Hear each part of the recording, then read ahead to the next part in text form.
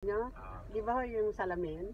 Yung parang gusto mong dulingin pag tumama yung araw. Yung araw, ginaganon-ganon. Ayan, ginaganon-ganon ko. Salbahe din ako ng araw. Ito pala kwento niya. Oh, tsaka pagka, ano na ho, yung sikat na yung moon sa gabi, ayan, magtatago, ano ho kami sa mga saging. Naglabasan yun. Naglabasan ng mga, magpapatintero kami.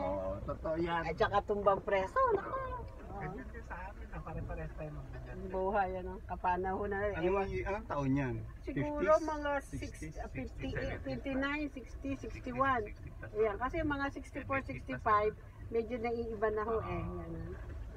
Ano ho ako noon, mga less than 10. Tapos nagkakaisip na, nagtinda na ho ako ng ticket sa perya. Alam niyo yung mga kumakantang bakla na may mga yung daga, ibabaksak, tapos pupunta sa Nomiro. Ayun, nagtinda ho ako dyan. Binibigyan ho ako ng piso isang gabi. Medyo tumaas na ho ako dyan ng rango. Na-level up na. Na-level up na, tapos natuto na ho akong magtinda ng kakanin. Naggagawa ho ako ng araw ng palitaw. Pinakamahirap hong gawin, nilagang mais. Ang tagal hong ilaga. Matagal yun. Matagal, tapos yung mauusukan ho ako, ano. 12 lang ako noon. Yung sa balde ng mantika. Yun. Kasi para marami-rami, no. Tapos 3 bato yan. Ipapatong ko. Oo. Tapos tungo ako ng tungo pag namamatay yung apoy. Tapos yung nag-high school na ako, medyo naging na ho ako, underwear naman ang binebet ako. Kasi may grahero sa Pasig, medyo class na yung mga tinda. Hanggat nakapag-abroad na ako. Ang dami kong experience, kaya ako nakaka-relay ako sa Maynila. Yun ang Kaya nga Jerry, saan po kayo nag-umpisa na bago kayo talaga nakahit ng negosyo? Di ba nagbebenta-benta lang? Ganyan din. buy and sell, ano?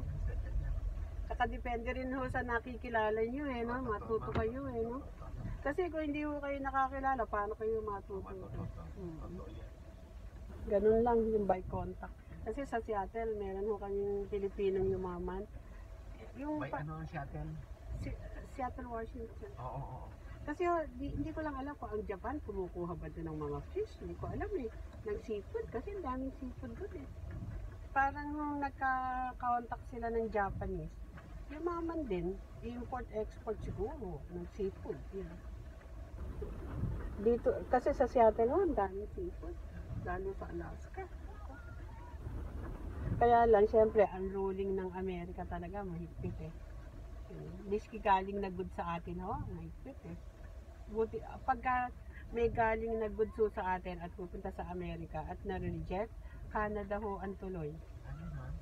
Lesser kasi ho ang requirement ng Canada.